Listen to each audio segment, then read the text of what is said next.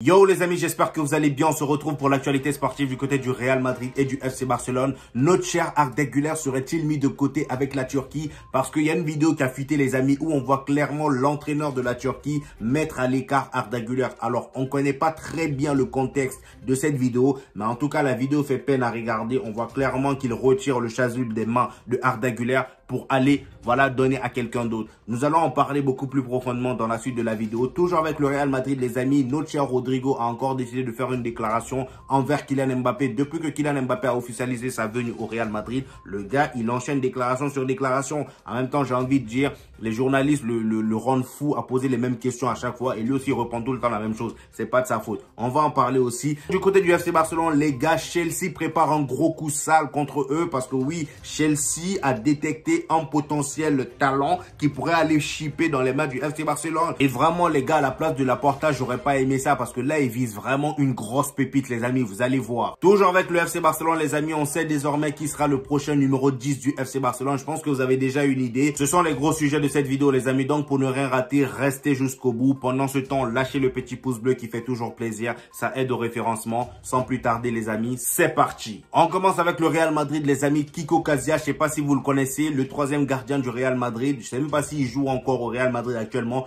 tellement le gars il jouait jamais. Voilà, il a fait une déclaration concernant le but qu'avait marqué Karim Benzema face à Liverpool en finale de Ligue des Champions, où Karius avait fait la boulette en voulant relancer très rapidement et Karim Benzema est venu contrer. Donc d'après Kiko Casillas, Karim Benzema étudiait depuis une demi-heure, c'est-à-dire une demi-heure avant la finale. Il savait qu'il pouvait faire cette erreur. Donc il savait que Karius pouvait faire cette erreur de relancer trop rapidement sans regarder autour de lui. Ce n'est pas un hasard. Il savait que Karius commençait parfois à jouer un peu vite et sans regarder. Voilà, ça c'est la déclaration de Kiko Casillas. Donc c'est là qu'on voit que être un neuf, les amis, ça se résume pas seulement à venir sur le terrain, faire des passes, marquer. Bon, marquer c'est bien, mais au bout d'un moment, il y a une petite partie d'analyse aussi. Il y a une partie qui n'est pas, voilà, qui n'est pas montrée sur le terrain. C'est ça, les amis, la partie analyse. Il y a même une vidéo de Thiago Silva que j'ai vue dernièrement où il était assis carrément chez lui. Il préparait le match face à Brighton. Le gars, il analysait, voilà, l'équipe de Brighton, la façon dont l'entraîneur de Brighton fait son système. Voilà, il avait carrément un livre qui parle du système de l'entraîneur de Brighton. Donc, les amis, c'est vraiment la partie, on va dire, cachée du football professionnel. Toujours avec le Real Madrid, les amis, Lenny Yoro, les gars, il a montré au monde entier que le Real Madrid est sa priorité numéro 1. Quitte à recaler le Paris Saint-Germain, mais de manière sec. D'après Foot Mercato, les amis, Lenny Yoro a recalé le Paris Saint-Germain. Au cœur d'une immense bataille entre le Paris Saint-Germain et le Real Madrid, Lenny Yoro a déjà fait son choix, le Real Madrid. Et cela comprend donc un refus sec envers l'intérêt parisien qu'aurait prononcé le jeune défenseur de 18 ans de Lille. Donc pour ceux qui n'ont pas compris, voilà, notre jeune Lenny Yoro, on l'a posé des questions dernièrement, un journaliste l'a posé des questions dernièrement, on lui a demandé quel est son ressenti par rapport au fait que le Paris Saint-Germain soit sur lui, le Paris Saint-Germain veut le recruter. Il a répondu merci mais non. Tout simple, c'est pas une blague. Tout simple, merci mais non. C'est tellement violent, les amis. Moi, à la place de Nasser, j'aurais pas aimé. En même temps, j'ai envie de dire, Nasser, lui, je prends des râteaux depuis le début de l'année. Franchement, c'est compliqué pour Nasser. Laissez Nasser tranquille, franchement. Les amis, on connaît désormais les 3 options étudiées par le Real Madrid pour remplacer Nacho. Voilà, parce que Nacho, les gars, il va nous laisser. C'est terminé. Voilà, c'est officiel. Nacho part du côté de l'Arabie Saoudite. Voilà. Donc là, selon Foot Mercato, les Merengues ont déjà plusieurs pistes pour remplacer l'emblématique défenseur espagnol qui va continuer sa carrière en Arabie Saoudite. Donc voilà, Tchouaméni, une des options. Donc Tchouaméni est l'une des options. Comme vous avez pu le voir au cours de la saison, Tchouaméni a parfois joué, voilà, en tant que défenseur, étant donné qu'on avait énormément de blessés. Donc il a pu combler le manque de défenseurs parfois. Et d'ailleurs, c'était très bien, il jouait très très bien. Comme l'indique le journal AS, il y a 3 options pour remplacer. La première nous mène à Lenny Yoro, joueur convoité par les Merengues depuis un moment déjà. Et la deuxième piste, c'est Rafa Marin, voilà, défenseur central de 22 ans, formé au club. Il a été prêté à Alaves cette saison et a démontré avoir un certain niveau. Voilà, Rafa Marin. Il est pas mal. J'ai regardé quelques matchs de lui, mais sans plus. Voilà. Utilisez Tchouaméni en défense centrale, comme ce fut déjà le cas cette saison. Comme je l'ai dit tout à l'heure, voilà, c'était le cas cette saison. Florentino Pérez et Ancelotti vont devoir faire un choix. Donc là, les choix possibles, je vous résume la situation, c'est Lenny Yoro, Tchouaméni et Rafa Marin. C'est les 3. Voilà, on a les 3. Après, dites-moi dans les commentaires qui est selon vous le remplaçant naturel, voilà, de Tchouaméni, de Nacho, pardon, au Real Madrid. Qui selon vous le remplacerait beaucoup mieux? Est-ce que ça serait Tchouaméni? Est-ce que ça serait Lenny Yoro? Ou est-ce que ça serait Rafa Marin? Moi, j'opterais plus pour Rafa Marin. Tchouaméni, laissez-le à son poste. Voilà, Rafa Marin, donnez un peu la chance aux jeunes de s'imposer dans cette équipe du Real Madrid. Parce que là, ils sont en train de se barrer de, voilà, petit à petit. C'est pas beau à voir, quoi. Et d'ailleurs, en parlant de pépites qui se barrent, les amis, c'est officiel. Vinicius Tobias quitte le Real Madrid. On avait longtemps milité pour que ce gars-là vienne dans l'équipe A pour s'imposer, mais non. Finalement, on l'a pas vu. Le gars, il s'est barré. Franchement, c'est ça. À quoi bon avoir un centre de formation si au final, c'est pour former les joueurs et les laisser partir ailleurs? En fait, c'est comme si le centre de formation du Real Madrid était le centre de formation des autres clubs. C'est pas le centre de formation du Real Madrid. Parce que rares sont les joueurs qui explosent. Franchement, là, Vinicius Tobias, c'est un gros gâchis, c'est une grosse perte. Parce que moi, j'aurais bien voulu le voir venir dans l'équipe A. Il avait le potentiel pour s'imposer dans cette équipe du Real Madrid. Maintenant, les amis, nous allons parler de notre cher Arda Güler. Comme il est dit ici, Arda Güler aurait été mis de côté par Montella. Voilà, donc c'est l'entraîneur de la Turquie. Lors de l'entraînement de la Turquie avant le match contre le Portugal. Des images montrent Montella en train de reprendre le chasuble qu'avait Arda Güler pour le donner à un autre joueur. Donc, il a retiré le chasuble des mains de Arda Güler pour le donner à un autre joueur. Je vais vous mettre les images si je les trouve. Montella aurait dit à Arda d'aller s'entraîner tout seul. Oula! Oula!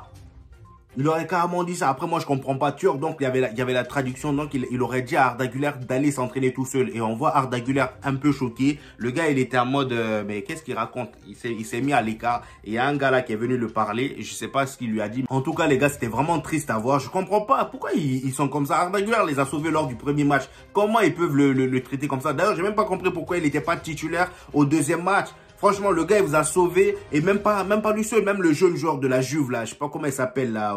Moldur ou l'autre, là. Bref, j'ai oublié son nom. Mais en tout cas, je sais pas pourquoi ils les ont pas fait jouer. Au final, ils sont fait taper par le Portugal. Il s'est bien fait pour eux. Voilà, c'est quand t'es tapé 3-0, maintenant tu veux faire rentrer le petit. Bah non, c'est pas comme ça que ça marche. Il est dit, Arda Güler est ainsi mis de côté et rejoint l'assistant qui ne sait pas non plus ce qu'il se passe. Voilà, même l'assistant était choqué de ce qui se passait. Donc là, c'est clair. L'entraîneur de la Turquie n'aime pas Arda Güler. En tout cas, voilà. Je sais pas ce que le petit a pu faire. Parce qu'on sait tous que Arda Güler, faut pas le voir calme comme ça. C'est quelqu'un de calme, mais avec beaucoup de tempérament. On a bien vu avec ses ballots. Hein. Toujours avec Arda Güler, les amis, à la fin du match face au Portugal, on a vu que Arda Güler avait cherché à avoir du contact avec Cristiano Ronaldo. Il voulait lui parler, mais Arda Güler aussi, il est trop timide.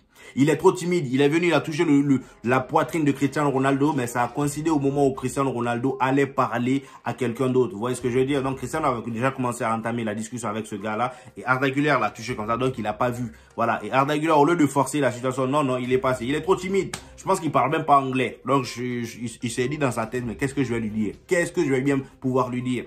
Voilà. Et même sur la photo, regardez, ça se voit qu'il regarde, il fixe Cristiano Ronaldo. Il se dit, mais qu'est-ce qu'il a pu avoir dans le pied pendant toute sa carrière, lui? Il vieillit pas.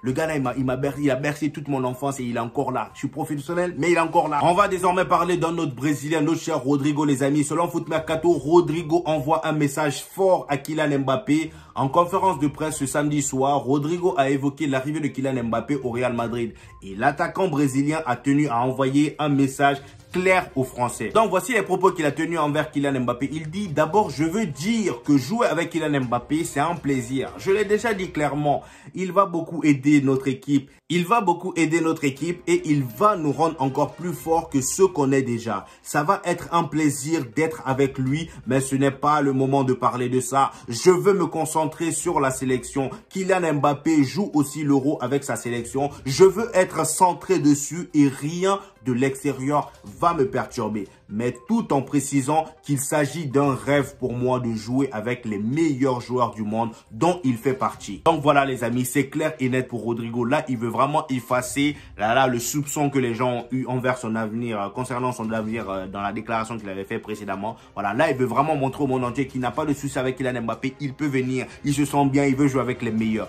Donc les amis, voilà, on verra. Moi, c'est pour ça que je vous ai dit la dernière fois, toutes les polémiques là, je ne veux plus en parler. On verra la saison prochaine comment ça va se passer. Maintenant, les amis, nous allons parler du FC Barcelone. Selon Foot Mercato, le FC Barcelone met tout le monde sur la liste de transfert. Là, ils s'en foutent. Ils veulent des sous coûte au coûte. Voilà. Toujours en proie à des difficultés financières, le FC Barcelone doit tailler en long et en large et en travers dans son effectif. Le club sera à l'écoute d'offres pour la quasi-totalité du vestiaire. Voilà, il n'y a personne qui va être loupé, tout le monde va rentrer dans la liste de transferts. Donc ils disent qu'il n'y a que 6 intouchables. Pour les autres, il faudra faire du cas par cas. Il faut comprendre que le club ne s'opposera pas à leur départ en cas de bonne offre. Bien sûr, certains départs seraient mieux vus que d'autres pour différentes raisons, proportion de l'offre, type de relation avec le club, échéance contractuelle, etc., etc. Ronald Araujo, par exemple, est un cas complexe. En froid avec le club pour son refus de prolonger, il est sous contrat jusqu'en 2026. L'Uruguayen est considéré comme le taulier de sa future défense. Voilà. Il sera uniquement vendu si une offre exceptionnelle arrive dans les bordereaux. Donc, Ronald Araujo, lui, on le laissera partir que si une grosse offre arrive. Même chose pour Alejandro Balde. Donc, Balde même est dans la liste. Yeah! En revanche, entre Koundé, Christensen, Inigo Martinez, il faudra au moins une vente. Un départ du Français ou du Danois sera priorisé. Frenkie de Jong est un peu dans la même situation en raison de son important salaire. Ilkay Gundogan est lui aussi dans le panier en raison de son âge. Une proposition pour le milieu allemand serait considérée tout comme pour Robert Lewandowski. Et ce, même si Hansi Flick souhaite en faire ses hommes de base. Ferran Torres et Rafinha ne seront pas retenus. Voilà, Ferran Torres et Rafinha, c'est dans la poubelle. Voilà, ils ne seront pas retenus malgré leur envie de rester. Concernant Oriol Romeu, n'importe quelle offre fera l'affaire. Oriol Romeu, on l'a pas respecté. Concernant Oriol Romeu, n'importe quelle offre fera l'affaire. Ils ont dit, oh les oh là là, c'est des balades.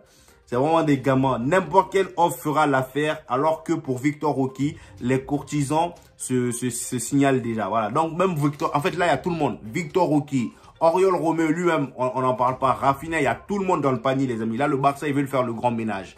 Ils veulent faire le grand ménage, les amis. C'est une dinguerie. Les amis, comme je vous l'ai dit en début de vidéo, Chelsea prépare un sale coup au FC Barcelone. Là, il y a une pépite du FC Barcelone qui les a tapés dans l'œil. Voilà, donc là, ils veulent aller le récupérer. Et d'ailleurs, c'est un joueur qui n'est pas énormément utilisé par le FC Barcelone. Il a été utilisé, voilà, je crois, quelques fois par Xavi. Et d'ailleurs, il a marqué 2 buts pendant en l'espace de peu de temps. Donc là, comme il est dit, les amis, selon la presse catalane, le club londonien pourrait shipper une pépite du FC Barcelone pour un montant rachitique. En foot mercato, vous, c'est arrêtez avec vos français là, rachitique, c'est quoi ça encore, hein? Bref, Marc Guéhi est en pourparlers avancé avec Chelsea. Le club anglais compte bien payer sa clause libératoire de 6 millions d'euros. Donc pour ceux qui n'ont pas compris, Marc Guéhi là, il a une clause libératoire de 6 millions d'euros. Le Barça, ils ont cru que personne n'allait les shipper. Mais sauf que non, Chelsea, ils sont pas loin. Et Chelsea, ils veulent le récupérer. Et du coup, là, vu que le Barça veut le garder, ils veulent garder Marc Guéhi. Mais Marc Guéhi, lui, il est ouvert à partir. Hein. Voilà, lui, il n'a pas de souci. Donc, si on claque la clause libératoire, il peut se barrer à tout moment. En plus de ça, si on lui propose un bon salaire, il se barre. Donc là, le Barça veut le garder, mais sauf que la clause libératoire est trop basse. Vous voyez ce que je veux dire? Donc là, le Barça cherche à réaugmenter cette clause libératoire et à renégocier avec Marc Guéhi. Mais j'ai comme l'impression que ce dernier n'est pas trop ouvert à une discussion. Donc d'ailleurs, comme vous pouvez le voir là, le FC Barcelone a proposé un renouvellement à Marc Guéhi qui n'a toujours pas donné de réponse. Chelsea avance et accord personnel presque total avec le joueur. Donc là, Marc Guéhi a donné son accord selon Fabrizio Romano. Voilà. Lui, il est ouvert à partir. Maintenant, c'est au FC Barcelone de se démerder.